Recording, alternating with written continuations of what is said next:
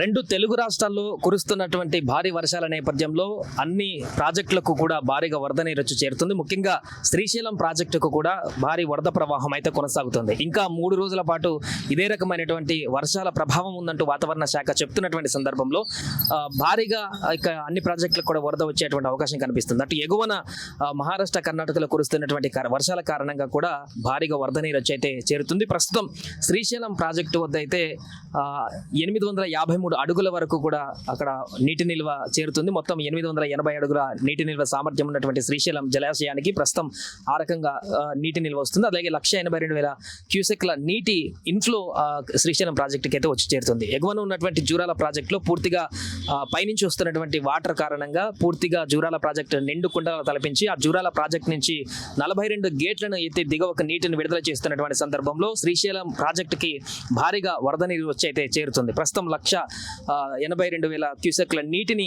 దిగువకు విడుదల చేస్తున్నటువంటి పరిస్థితిని మనం చూడవచ్చు. అలాగే దీంతో మొత్తం 85 టీఎంసీల నీటి నిల్వ ప్రస్తుతం శ్రీశైలం జలాశయం వద్ద కొనసాగుతుంది. మొత్తం 215 టీఎంసీల నీటి నిల్వ సామర్థ్యం ఉన్నటువంటి శ్రీశైలం జలాశయంలో ప్రస్తుతం 85 టీఎంసీల వరకు కూడా నీటి నిల్వ చేరుకుంది.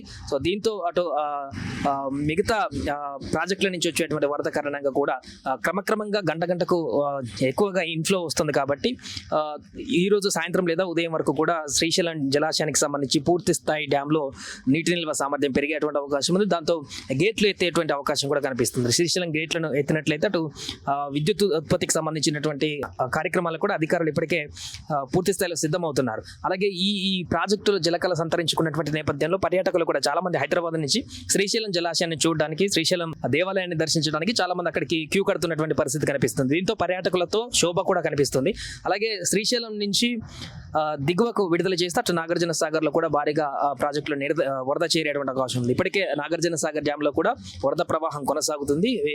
వివిధ ప్రాంతాల నుంచి వచ్చేటువంటి వరద కారణంగా అక్కడ కూడా నాగార్జున సాగర్ లో కూడా డ్యామ్ లో కూడా కొంత వరద ఉధృతి అయితే కొనసాగుతున్నటువంటి పరిస్థితి కనిపిస్తుంది. ఏదేమైనా కూడా శ్రీశైలంలో ప్రస్తుతం 853 అడుగుల వరకు కూడా నీటి నిల్వ చేరుతున్నటువంటి పరిస్థితి. రేపు ఉదయం వరకు ఇదే రకమైనటువంటి, ఎందుకంటే జూరాల్లో 42 గేట్లు ఎత్తేసారు కాబట్టి ఆ వచ్చిన వాటర్ అంతా కూడా పూర్తిగా ఈ శ్రీశైలం డ్యామ్ లోకి చేరుతుంది. కాబట్టి పూర్తి స్థాయిలో గంటకి శ్రీశైలం డ్యామ్ యొక్క నీటి నిల్వ పెరిగేటువంటి అవకాశం కనిపిస్తుంది. ఈ నేపథ్యంలో రేపు ఉదయం వరకు కూడా శ్రీశైలం డ్యామ్ పూర్తి స్థాయి నీటి మట్టం చేరి గేట్లను ఎత్తేసేటువంటి అవకాశం కనిపిస్తుంది. దీంతో శ్రీశైలం డ్యామ్ గేట్లు కూడా ఎత్తినట్లయితే మరింతగా దిగువకు కూడా నీటి నిల్వ వచ్చేటువంటి అవకాశం కనిపిస్తుంది. పర్యాటకులు కూడా ఇక భారీగా శ్రీశైలం గేట్లను ఎత్తారంటే చాలా మంది చేరుకునేటువంటి అవకాశం ఉంటుంది. కాబట్టి ప్రస్తుతం శ్రీశైలం జలాశయం వద్ద అయితే 182,000 క్యూసెక్ల నీటి నిల్వనైతే ఇన్ఫ్లోగా అక్కడ వస్తుంది. అవుట్ఫ్లో మాత్రం ఎలాంటి అవుట్ఫ్లో లేదు.